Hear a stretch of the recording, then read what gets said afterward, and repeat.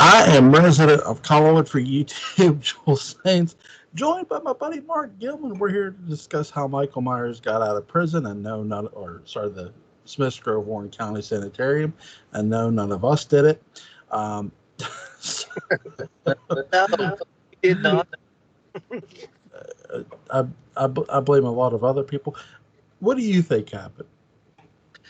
Um, I was thinking that Michael escaped on his own. That it was like Mr. Loomis or Dr. Loomis said, that he kept looking forward in time for 15 years to that night to escape.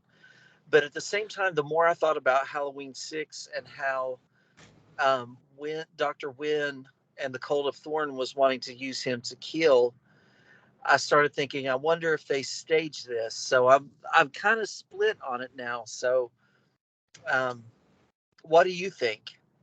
It's difficult, right? Mm-hmm. Because either way, my biggest question is with all the escape,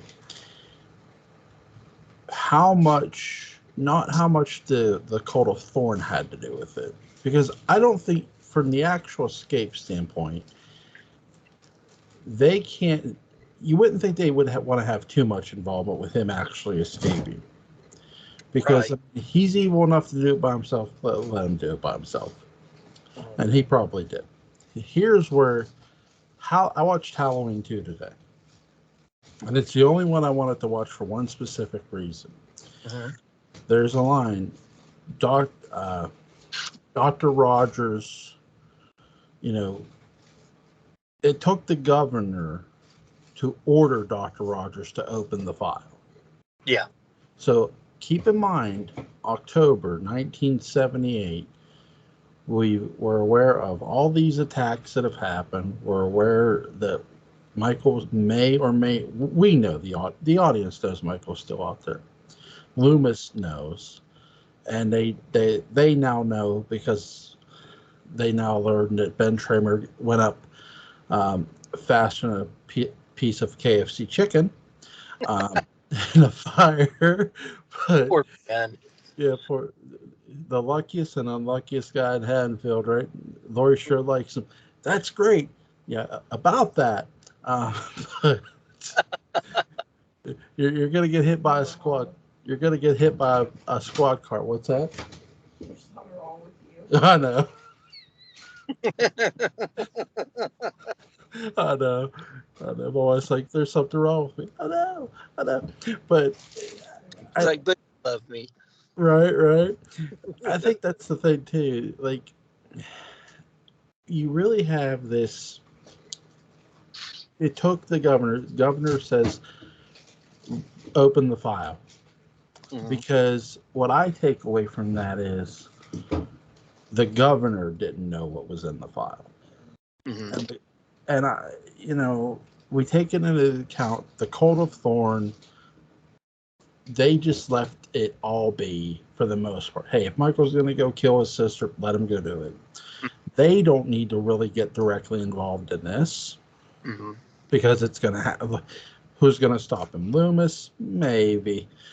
But they're putting all their, to me, because I know technically, and we know technically that the cult isn't introduced till 6, but Right. we believe they're from the beginning, their all their chips are in on Michael. So now, right, all their eggs are in one basket, as my wife just said. Yeah. But it's really, so they didn't think to make sure to rig the governor race to somebody who they would want in. So this governor, who isn't a member of them, is listening to the news of what's going on in Hadfield. He now knows. Well, there's this file about Michael Myers, and it's sealed. Well, what's sealing it? Well, the doctors at Smith's Grove, Doctor Rogers, sealed it. Unseal it. Mm-hmm. So here's Doctor Rogers, who didn't even bother himself to unseal anything, And to be fair of why is because if he unseals that file prior to any murder taking place, prior to even the tow truck worker, what's Loomis been saying? He's going to Hadfield. He's going to Hadfield. It confirms Loomis's suspicion.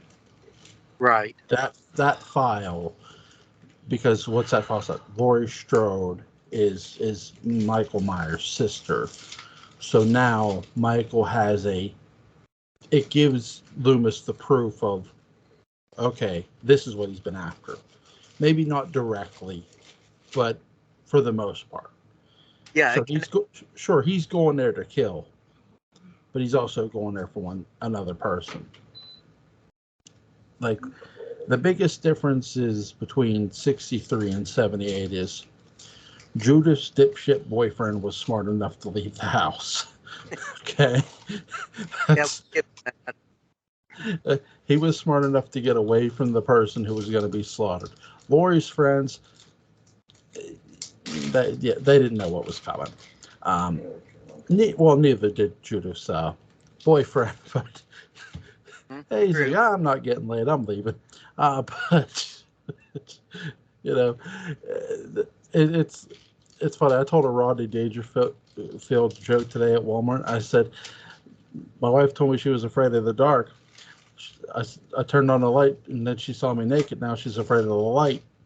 But get no respect. You get no respect. That's right.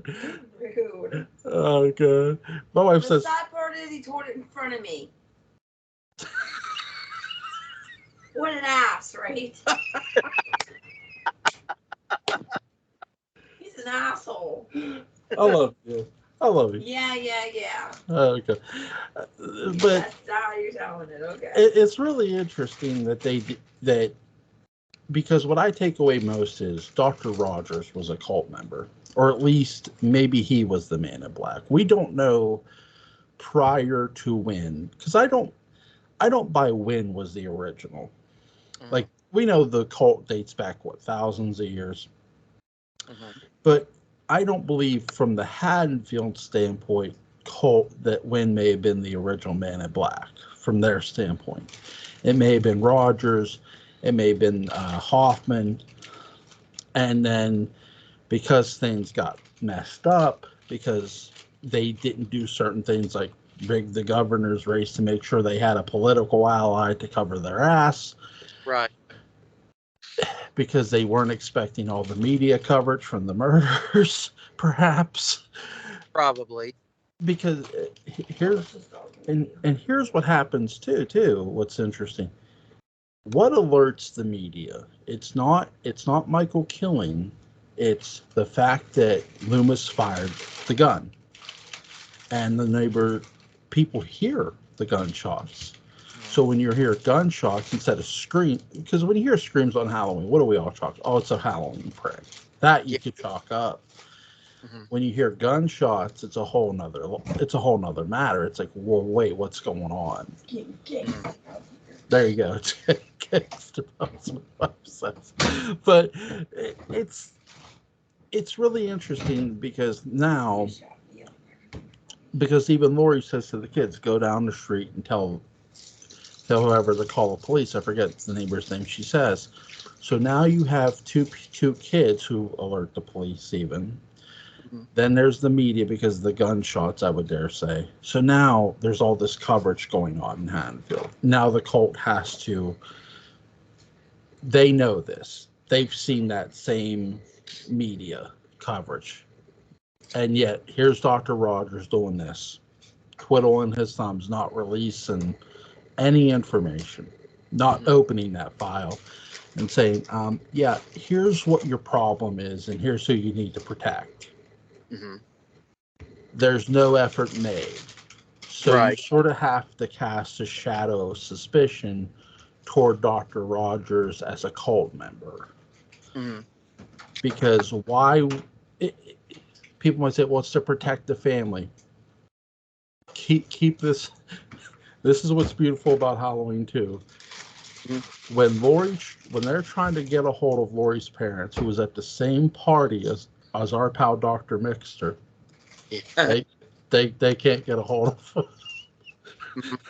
So they are either dead or their asses left town so fast Yeah. that any race car driver would be envious of their speed. Mm. So Oh yeah. what do you think happened there with the Struts? I think they were probably just too drunk to even be bothered to be noted, or everybody there was just too passed out and wasted. And Dr. Mixter was probably one of the last because he was a doctor, and that might have given him like a little bit of restraint. But I'd say they were all wasted. They had a very good time. Yeah. And that's the thing too. Like maybe Michael wasted them first. There's that too. Michael could. I mean, that's the thing too. We don't see. There's a lot of characters we don't see in the Halloween franchise, especially in 2. Like we don't actually see a Dr. Rogers. We don't see. Well, we do see Laurie's dad, adopted father in part 1, but we never see the mom and dad of part 2. Right. And they could have just recasted them and showed them, but they don't do that. I've always found that interesting, and I just either assume, well, they either left or they got killed. They could have just been wasted. I agree with you. We'll never really get that answer. I've always found it suspicious too, going back to the original. Michael's parents' death is really suspect. Mm-hmm. They wrecked. They wrecked on a rainy night in July. Mm-hmm. Lori. Yeah. Like, wait a second. Why does that sound familiar? Right. It's like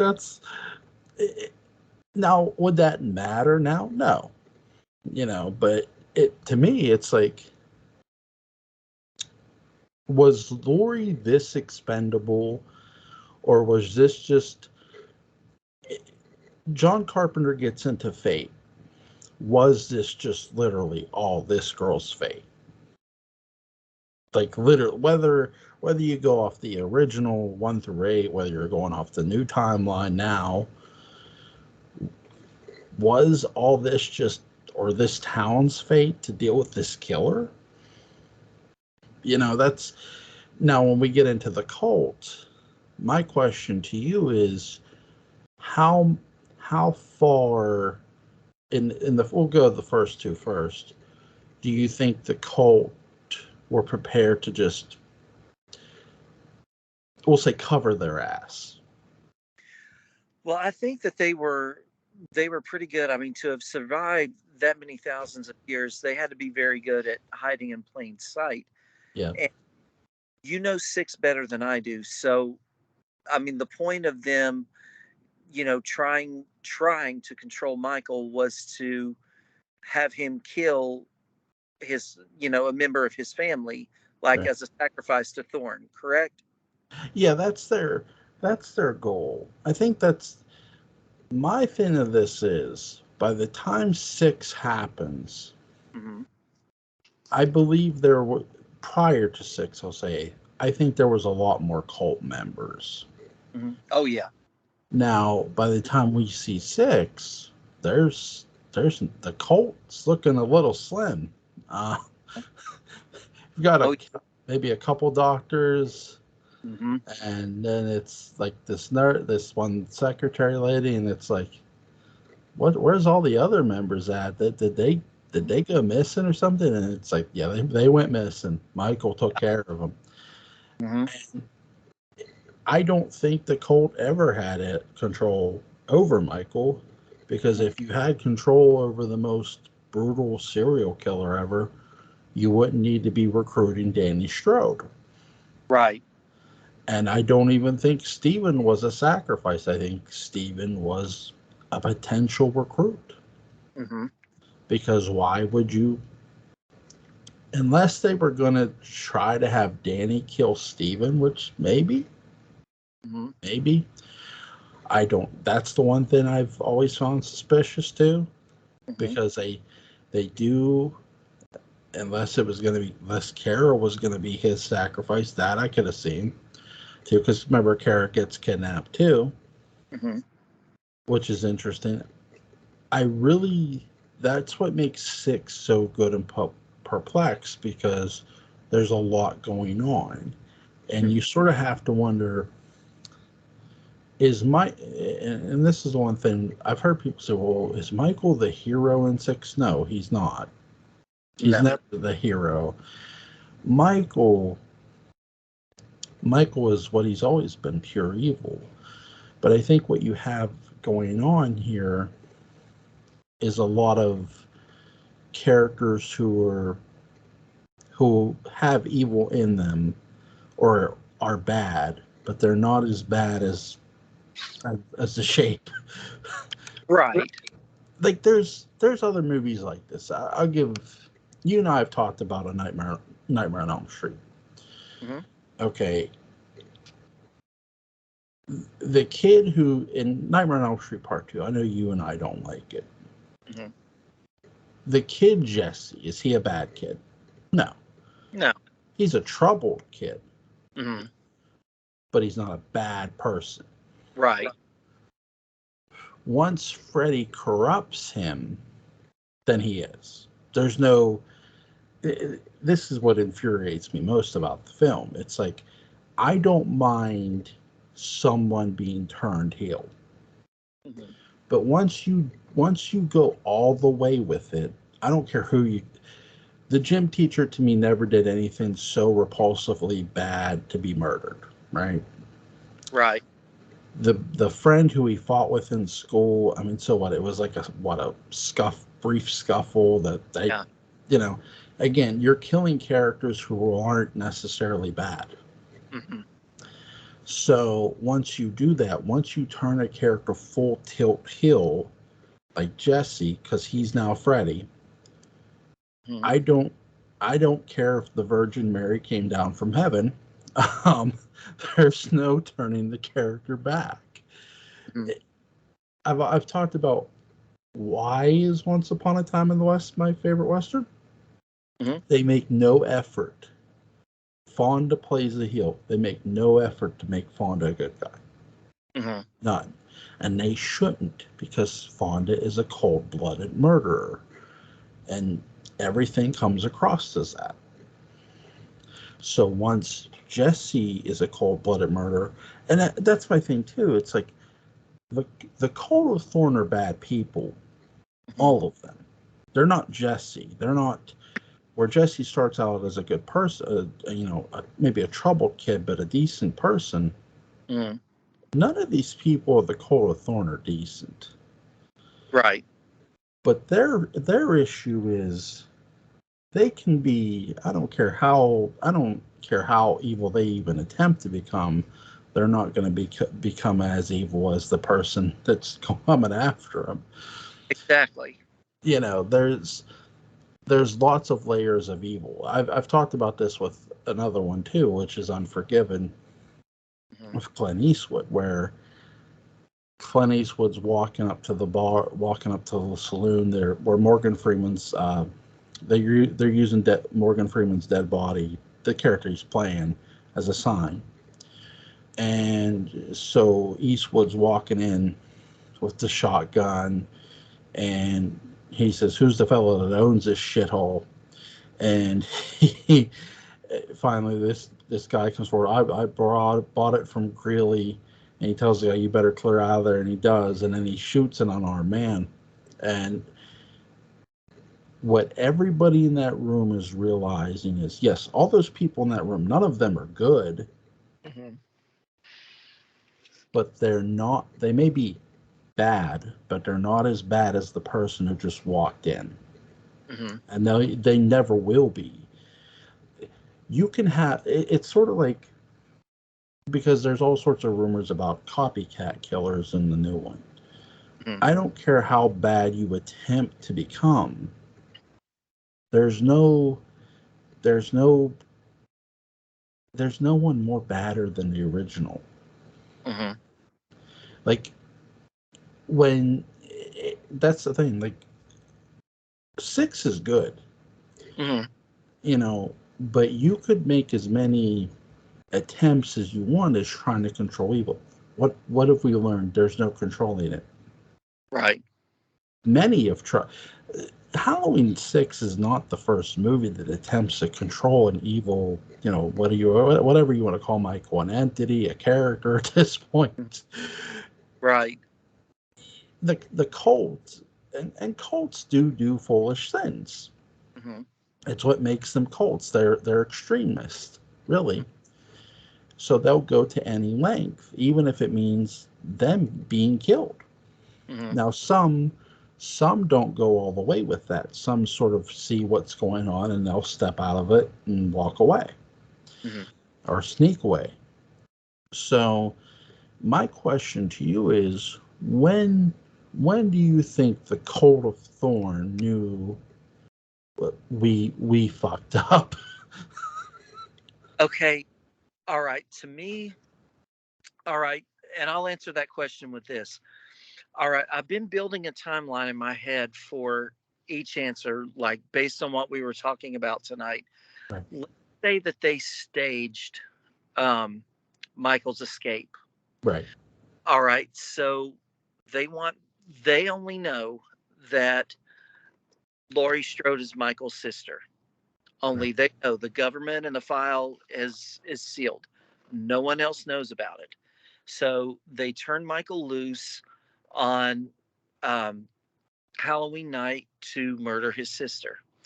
Well, he fails, to begin with, and Dr. Loomis, tries to go after him, and then out of nowhere, this file is unsealed.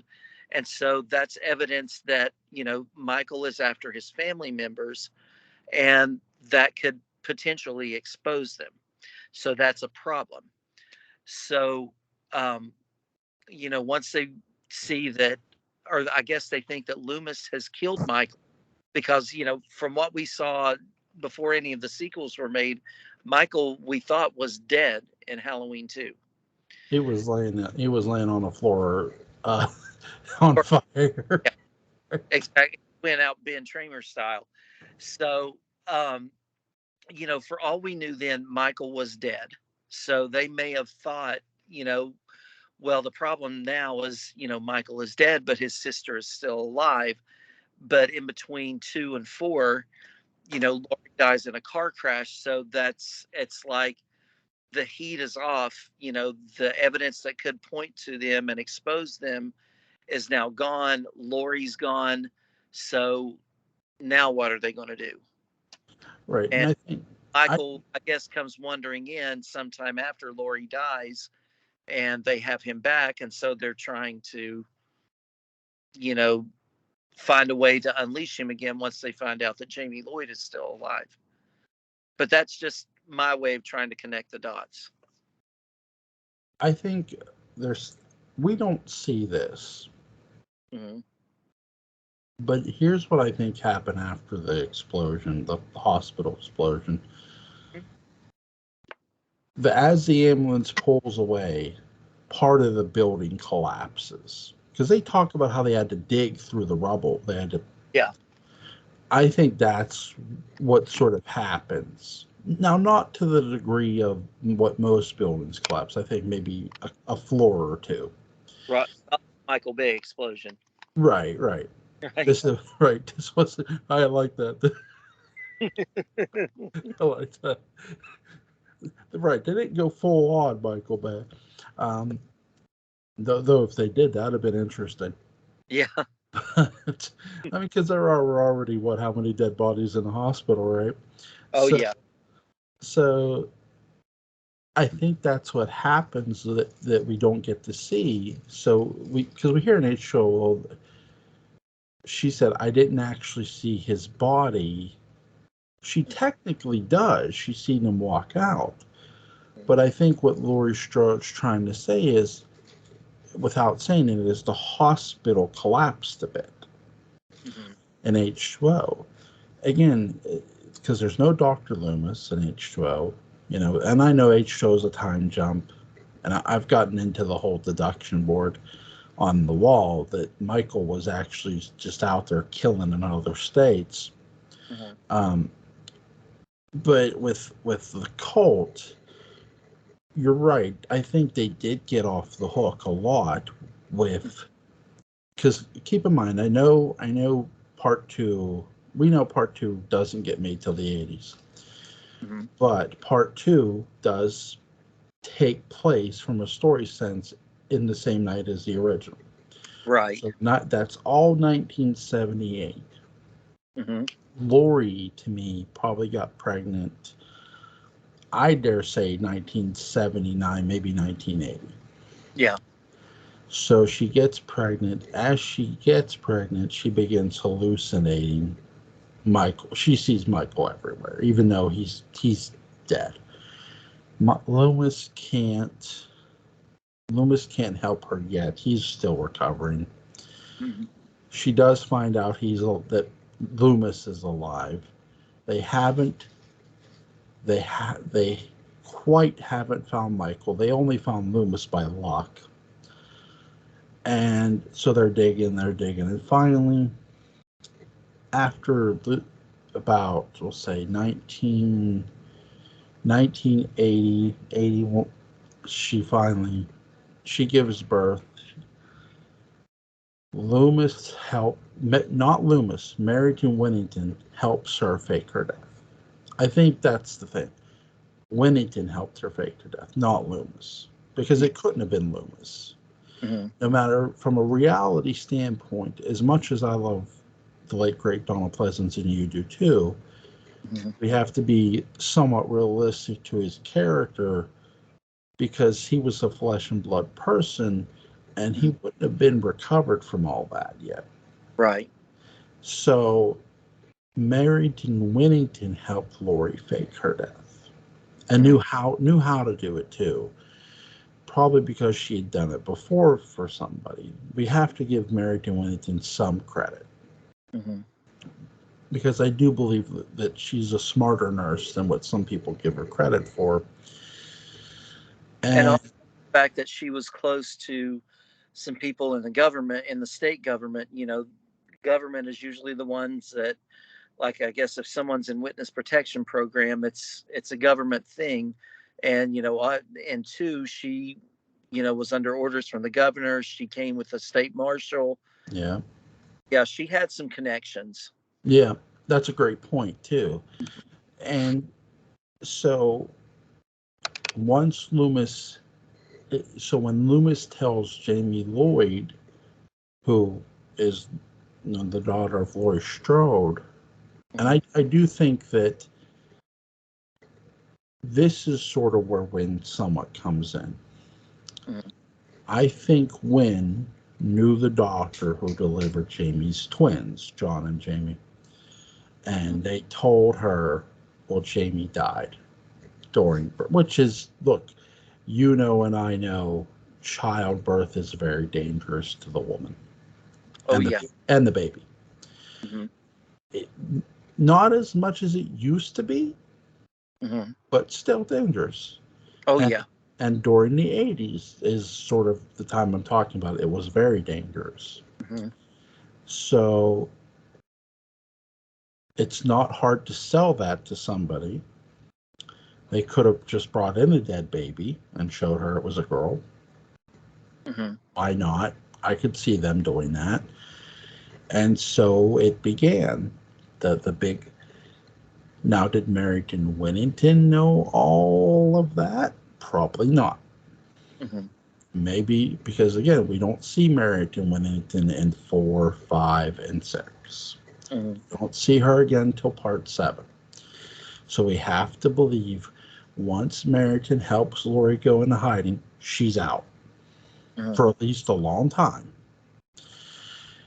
And this is sort of where the Cult of Thorn, I think, went to Hoffman. Okay, we brought him to your facility. You're in charge here. Mhm. Do not F this up. Right. Like, you gotta love cults. Cult of Thorn, Cult of Judah Zachary. you Yes. if you go wrong, there's consequences. Mhm. Right. Hmm. God, oh my God! But so once they tell him this, which I could see, okay, I mean, Hoffman is so creepy because he does everything that I could see a cult member doing. He's sort of just.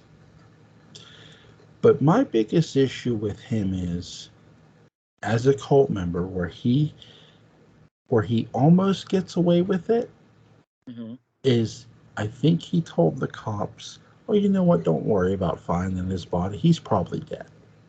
Mhm. This is why, kids, keep in mind, it's the state police who are looking for Michael during that wreck. Mhm. When they contact the state police by CB, they're shocked that that is this a joke? Mhm. So why would they think it's a joke? Mhm. Because Hoffman told them, "Don't worry about it." Mhm. And I think there's something to that too. And Yeah. but what Hoffman didn't account for was, well, again, Loomis. They always kept underestimating Sam Loomis, I think too. Oh yeah. And the fact that you had these hillbillies who unfortunately murdered someone else. True. Poor Todd Hollister. That. Um, that's my favorite death of. You shot Todd Hollister. like damn, you've given Michael an automatic kill without him doing a damn thing. Exactly. It's like, thanks guys. Ex- That was great. I mean, they just thought they heard one noise and they just all unloaded their shotguns and rifles and killed somebody. I mean, it was awful, but it was funny too. Right? It's like tree moves. Boom, boom, boom, boom, boom, boom, boom, boom. I'm like, it's just a branch. It's like, I think it's dead, guys.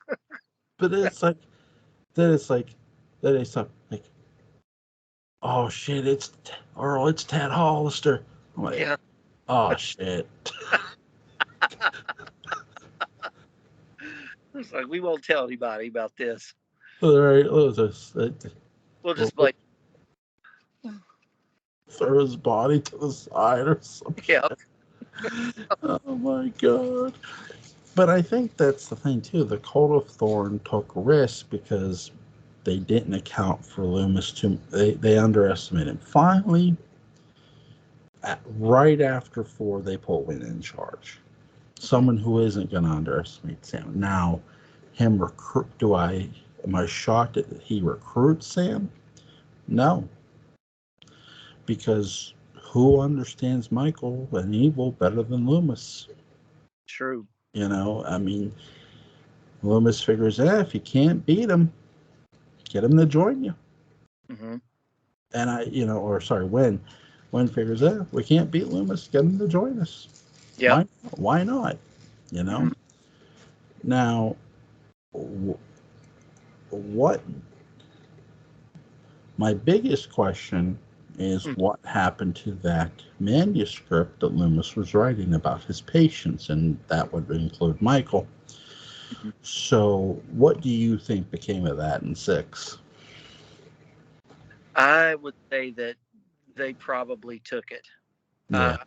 They probably took it because I think there was a line that they said they had been drugged or something, Yeah. and the cult of Thorn assaulted them at his house, and I think uh, I think they probably seized any kind of evidence that would you know point towards what was going on and anything that could link them to Michael. Yeah, I think it's gone too. And whoever is a member of the Thorn now probably has that thing. Mhm. And they're saying, you know what, I just won't mess with that Michael Myers guy. Right. That's right. We'll put this in my file in a paper shredder. just Yeah. just Just put this away for a rainy day one day till we build the cult back up. Mhm. Um, Right. you, you know, if they actually ever did do Halloween 9, you know who they should get as the cult leader. You know who'd be good? Freaking Tom Hanks' son. Uh, I forget his name. I didn't know he had an actor, a son that was an actor. Yeah, he's been in a couple things. Oh, I forget his name though. Oh, if he's anything like his dad, that would be great. I'd be all for that. I could see either him or again because I don't know if they'll ever do like a 9 or anything. But another person I could see would be if they could get. I think he's still around as Terrence Stamp. Oh yeah, yeah, he's still around. Okay, see, I could see him. He's the man. I love Terrence Stamp. uh, he he's good at playing villains. He's Mhm. good guys. Like he does it all. But He's I got think a lot of presence that he commands. He commands your attention when he's on screen. he does, and Mm. that's the thing too. Like they need somebody who's going to be a cult leader to sort of do that, get your attention, command that presence. But who would you like if they said they're doing Halloween 9, so we're gonna get the cult back? Who would you want to cast as their leader? Oh goodness. Oh my goodness. Ooh, good question. Um. Hmm. Trying to think someone that could really pull off just a nice, nice person like Mitchell Ryan did, and just the friendliest guy, and then just on a snap of a finger, he looked very chilling and very evil. Um, I don't know too many people that could do that as well as Mitchell Ryan. Um, oh man, I don't know. I can't think of it off the top of my head. I will spot you a Dark Shadows actor, Okay. James Storm. Yeah. Okay. There you go. If he'd be willing to do it. Mm-hmm. Now, Selby could do it too, Mm-hmm. but either or. There's a lot of actors who I think could pull it off. Because I do think you're going to sort of need a veteran to be that leader, not sort of barking the orders around. Mm-hmm. Now, again, with Michael, they're going to be in for a rude awakening. Yeah. But it's just, I sort of wonder if their methods would change. Mm-hmm. You know what I mean? It, I'll tell you a movie, well, fan fiction movie that gets into this a bit is Absolute Evil, which is really really good. And they have a character called Daniel Vasher, and he makes the Cult Syndicate, which Mm-hmm. is the adaptation of the Cult of Thorn, and it's really ruthless and stuff. And they kill some FBI agents. It's like crazy. Mm-hmm. But I love how they had instead of Michael being their savior, too. Michael's going to save them from death. They view that Michael is death. That he's like the archangel or something. I'm Mm-hmm. like, that's some sick shit. Yeah. Yeah. I was thinking um, a long time ago. I thought that because I know they were toying with the idea of a Halloween like a streaming series. Yeah. Uh, I thought a great idea would be the Cult of Thorn and make it from the vein of like a true crime kind of show where there's murders happening over Haddonfield, and maybe on each one of the victims they're finding the thorn symbol, and um, they're wondering, is it someone from the Cult of Thorn? Everybody knows the legend of Michael Myers is, Michael Myers is supposed to be dead. you know what's going on, who's doing these killings.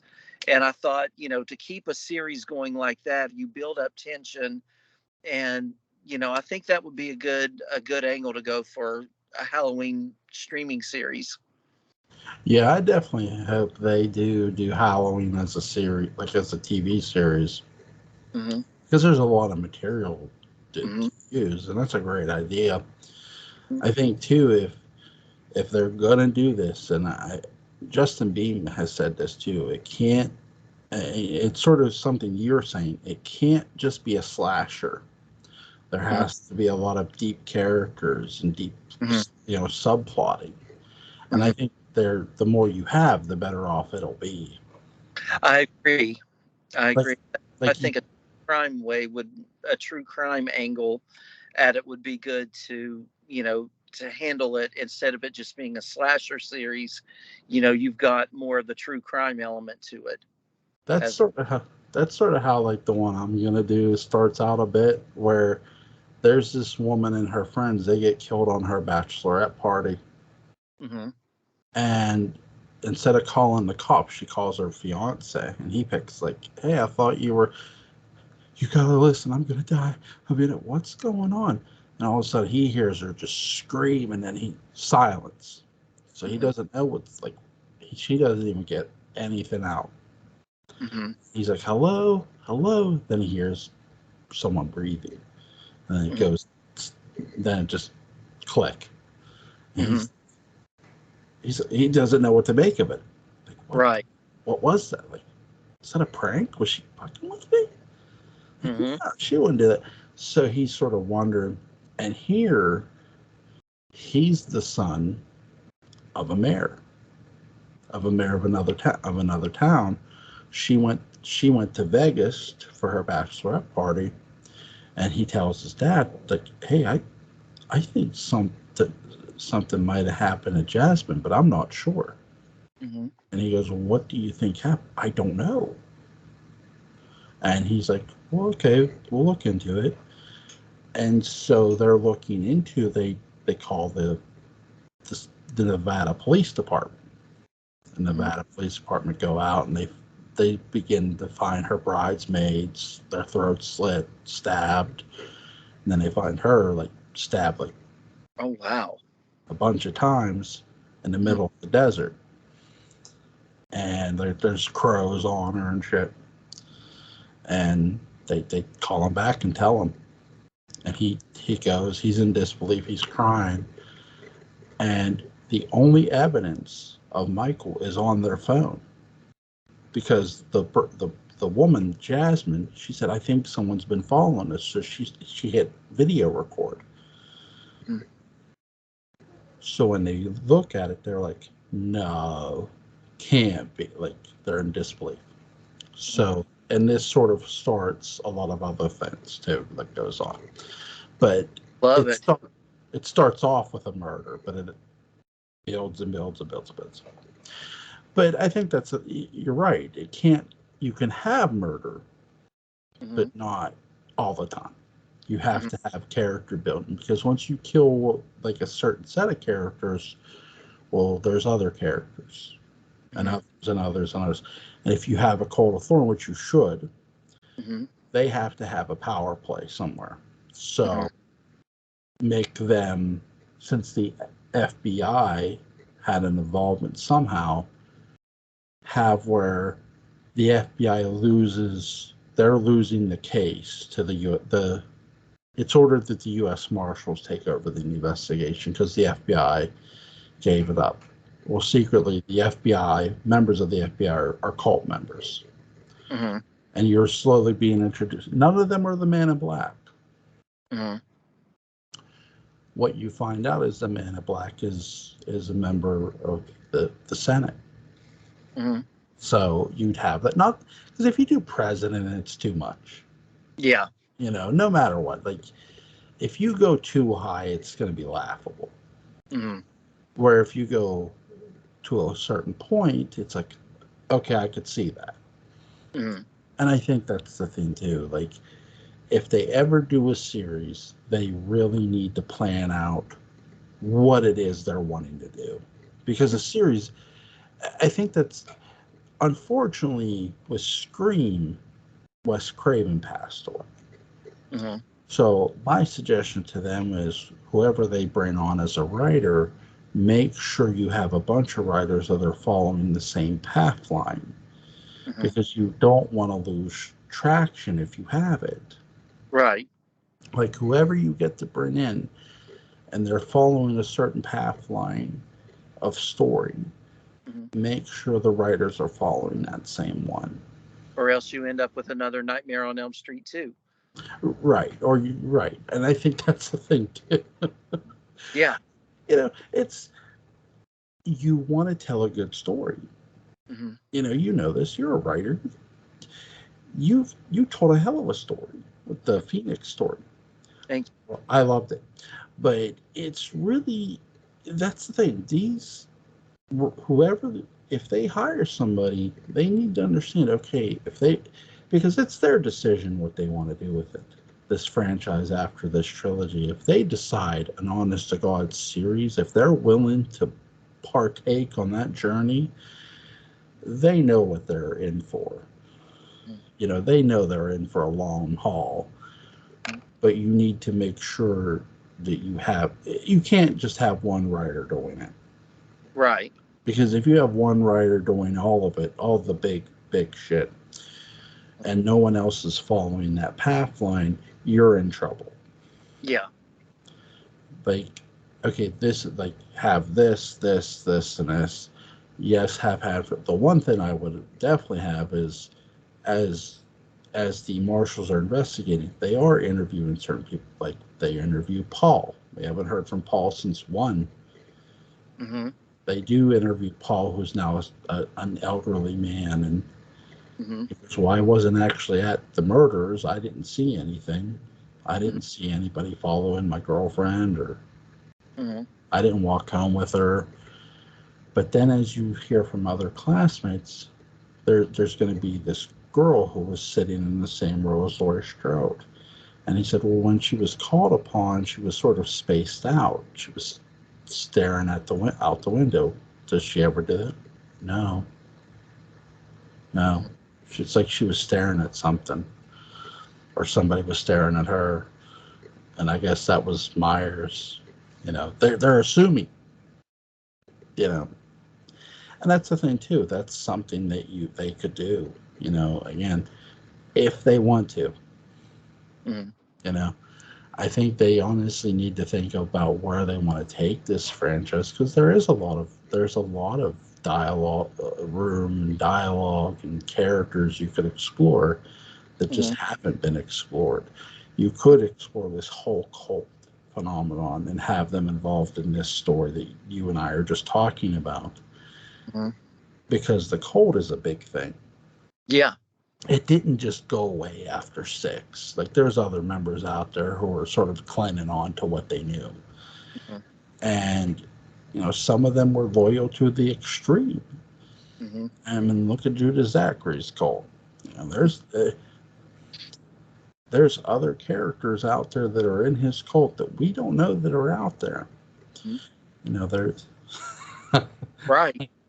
And just like Michael Myers' babysitter, a very, very, unassuming person that you would think would be, a loyal cult member. And she was, I mean, she could barely hear, but she was a very devoted member. what they needed to do. They needed to knock on Al Bundy's door. Hey, will you babysit this kid? Give me a beer. Oh, yeah. Like, just yeah, give me a beer. I'll do it. I don't care. I was listening to Ed O'Neill do an interview, and he said where he got the inspiration for it was his uncle was a judge or something, Uh huh. and his uncle would come home, and his wife his aunt, who was his uncle's wife, would say, "Oh, the dog just died. What's for dinner?" And that's how he played Al Bundy, sort of like, Oh, okay. Gotcha. like I'm like, because everybody who came in was like yelling and screaming about the role, Hmm. and he said, I'll never forget this. The head of Fox at the time said, "You got the girl. You got the female lead. He Mm-hmm. goes, but the guys are on you. If you stick with him, it won't work. And he goes, the writers, Ron Lovett, and I forget the other guy, said, we like him. We're sticking with him. And he Yeah. goes, thank God they did. They fought for me tooth and nail. Oh yeah. That's It's like, really?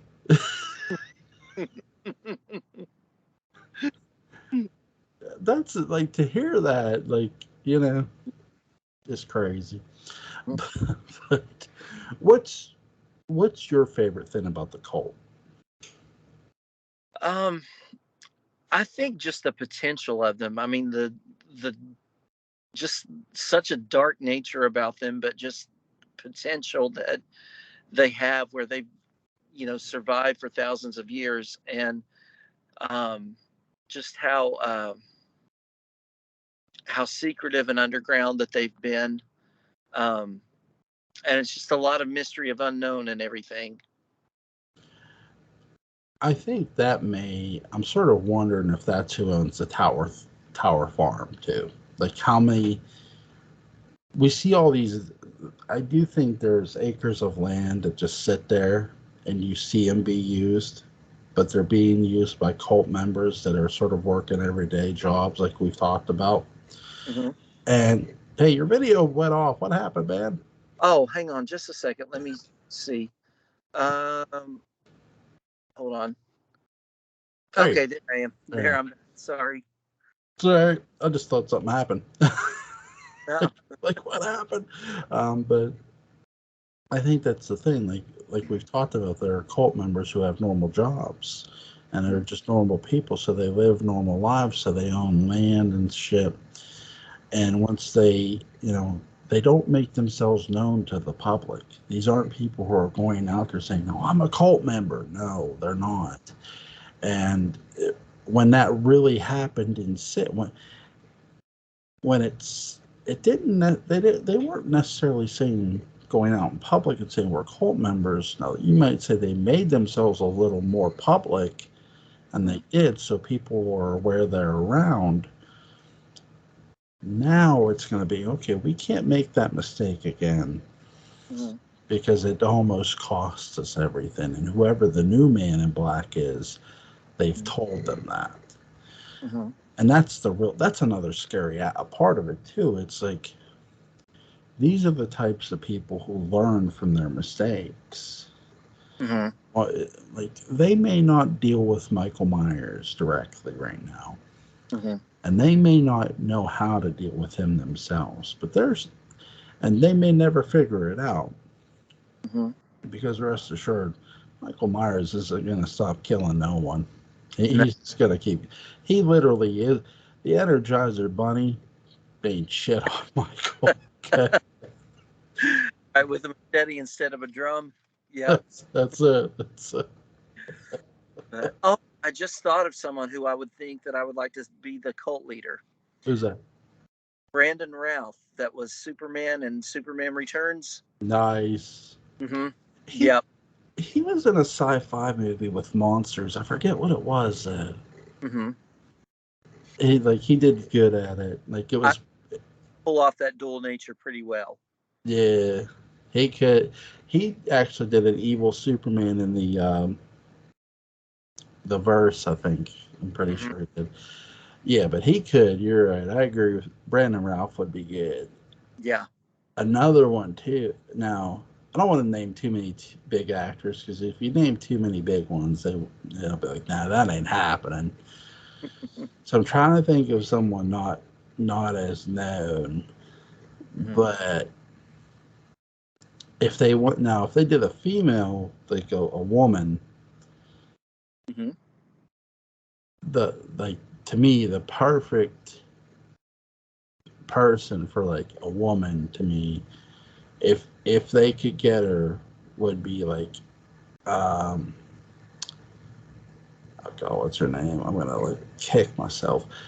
Oh, Angela Bassett, Mm-hmm. like, or who's that other woman?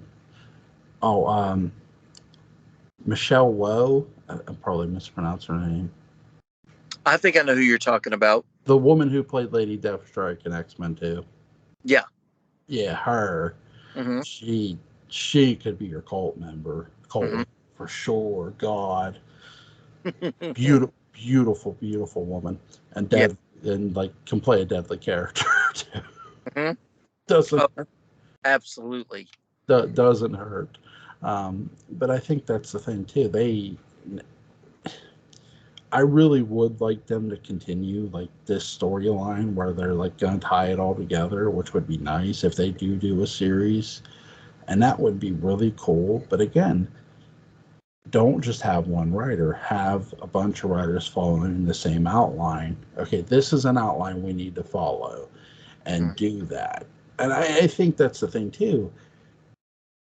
What Because whether if it's Trancas, if they're gonna do something like that, are they gonna want to put it on a stream? Are they gonna want to take it to a cable provider, whoever?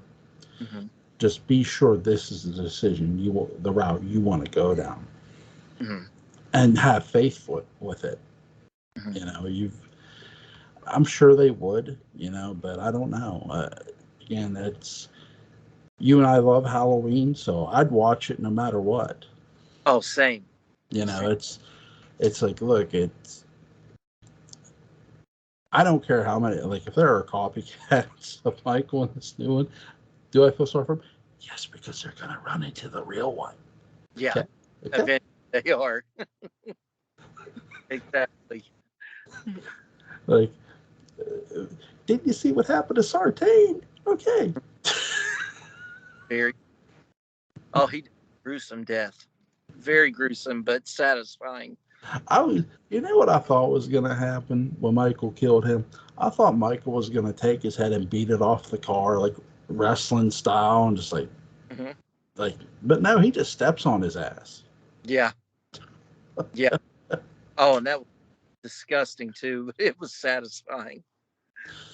Uh, it's sort of like it's almost like a subtle reminder of Jason kicking the boombox. It's like, what if Jason would have kicked somebody's head? Yeah. True. True. It's good. It's Yeah. good. I, I Did a pretty good job with that guy in part 8 when he knocked get his head off. up cut and it went right into the dumpster. Yeah. Yeah. I a friend of mine. He's a Jets fan, and when Jason Takes Manhattan came out, and the Jets kicker wasn't good. So I said, "Hey, there's this free agent out there. His name's Jason something." I said, "I got a clip of him. You got to see. He's a real good kicker." He said, "Oh, send it to me." I sent it to him. And he put back, "You son of a bitch." Nice. I sent him the clip. He's like, what is this? He's like, "Oh, you motherfucker!" I'm like, you got me. He kicked that boot box pretty good. He goes, "Yeah, he did. Yeah, he did." Nice.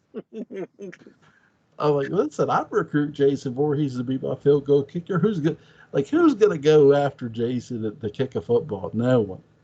No one. Mm-hmm. Like Exactly. like the D lineman, just let him kick it. Just let him kick it. Mm-hmm.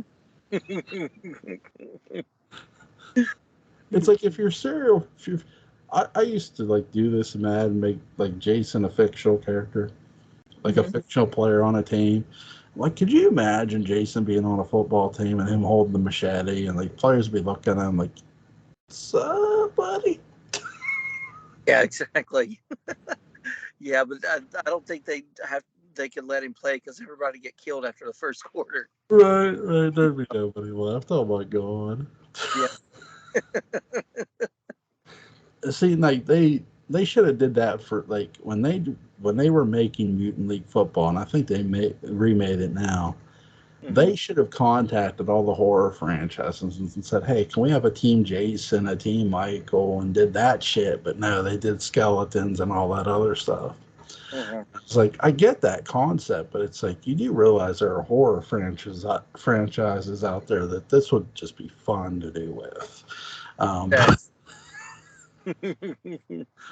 but because it's not just about the touchdowns you score. It's about how many players you have left on the field. God. Um, Okay. What's the one thing that shocked you most about the Colt? that shocked me. Um, mm, I would say the reveal of Dr. Wynn. Yeah, that is huge. Mm-hmm. I I think didn't see that coming at all. no, I think that's the one thing too. It was so jaw dropping too. The way they did it, the way they revealed it, it's just like holy shit. I think another the one thing that shocked me most because, and I shouldn't be shocked by this still today, but I sort of am, is just exactly how far they're willing to go to cover their own ass. And Mm-hmm. I think again, whether Rogers was or wasn't, and I believe he was, it's like, dude, there are people getting killed in that town, and you're just sitting on that information.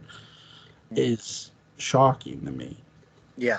But you get it though. Once you see Halloween 6, you sort of get it all.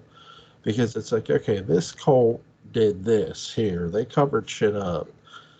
Mhm. And it's like, damn, you guys are wrong for doing that. And you think Michael was going to thank you for that shit? No, he's going to murder your ass too. Right. And I think another thing is like the the majority of the members of the Cult of Thorn were very successful people. They weren't people that were nobodies and were bullied, so they joined a cult. I mean, these were doctors. These were very, very well educated, well to do people. And, people you wouldn't expect to be in a cult like this. I think, right, I think when there are doctors or lawyers or probably teachers too. And I Mhm. think the one thing I take away most from that is too is, now, do I think that some of the people we see are cult members? I don't think Lee Brackett is one. I don't think the other sheriff who plays Ben Meeker, I don't think he's one. Mhm. But I think when you look at certain characters, you sort of start questioning, okay, is that one? Is that one? Is that one? Like they're just characters that we have not, I think we even haven't been introduced to yet that are cult members. And I wouldn't be surprised if they were still around, you know? Because and here's the one question I want to ask you too is, do you think Michael is still stalking the Cult of Thorn members? Do you think he's going after them still? Um, I think they, if they've pretty well left him alone by now, I wouldn't think so. I, Right. he would see them as a threat. I mean, he pretty much wiped most of them out by the end of 6. So I think that anybody that was, um, that would still try to mess with him, he would, because he was angry and very, very full of rage. And I, I really wouldn't think so. I think he's, especially at the end of 6, he's focused on the main prize of trying to find Lori. Let me give you my one resurrection theory. Hmm. The asylum Lori is in is the head that either the head doctor, the person who owns that hospital, is a Cult of Thorn member, or there are enough members in there to cover up Lori's death. Hmm. Because I've always found that strange. Notice in Resurrection, if you go back and watch it, a year later when the events take place in the house, they don't mention one word about Lori's death. Hmm. I mean, I know technically it's not. It is Haddonfield because they're using a Myers house, and I know it's a soundstage. But Hmm. this woman survived a killer twice in one night, Hmm. and no one's gonna bring up her death. It's because no one knows it happened. Right. I think that's the thing. Like, no one, it's not out there publicly. Hmm. Maybe John doesn't even know, which wouldn't shock me. Hmm. That's another element they could play with, but Hmm. it's crazy.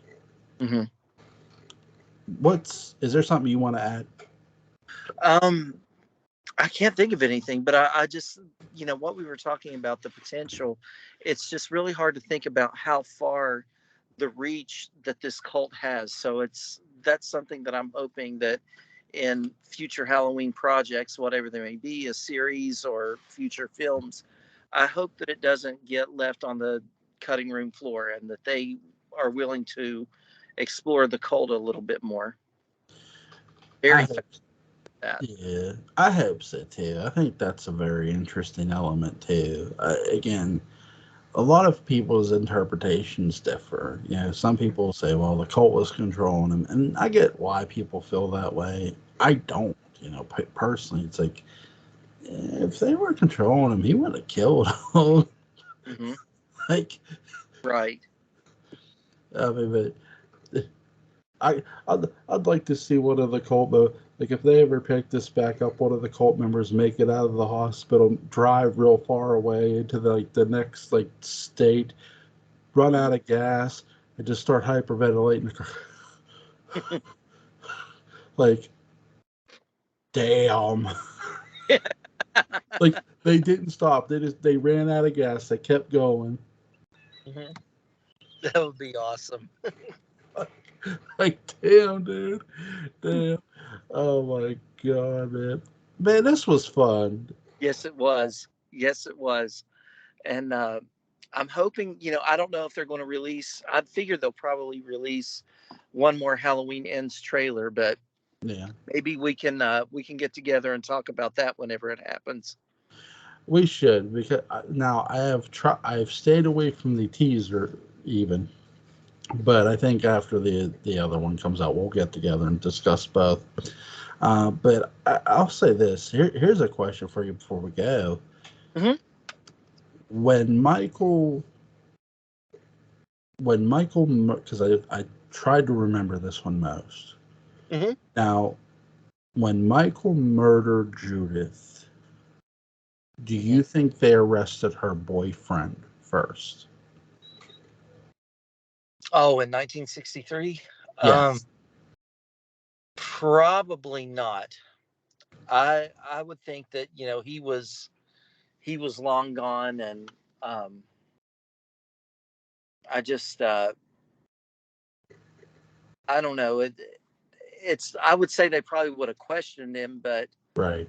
um, if she was even known to, who knows if they were actually together, or if this was just like a one night thing, a Halloween night thing where they just hooked up. But I'm not really sure. What do you think? I'm sort of wondering. I think they at least questioned him. Hmm. They may have arrested him because it is mentioned.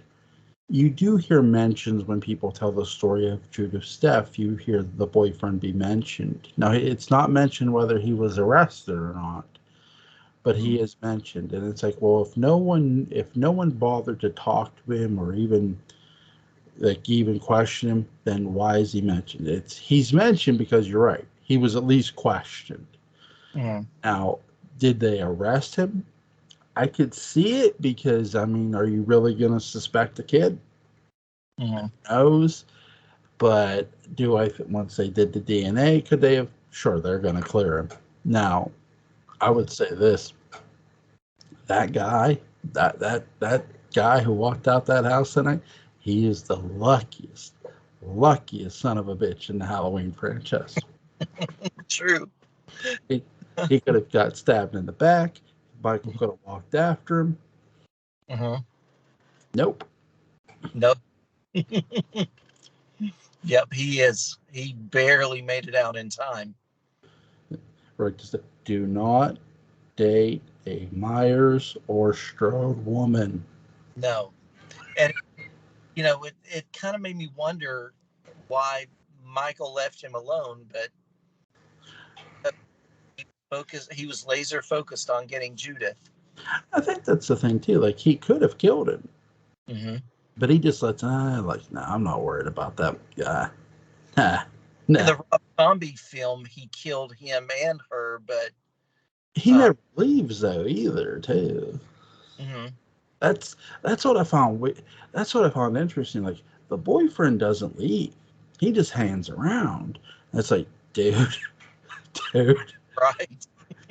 get the fuck out of that house. Exactly.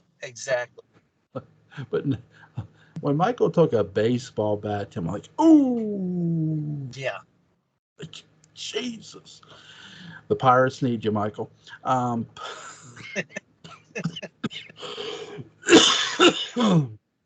They definitely do. They need something. Okay. But man, first of all, thank you, man, for coming on here and doing this with me. I had a blast. Here, thank you so much. Mark, it's always a pleasure, man, hearing from you. Really, really cool. What's the one thing you hope to see? Well, you know what? We'll discuss that when we discuss the trailers. So just remember we're coming back. Yep. I got a lot to talk about. So yeah.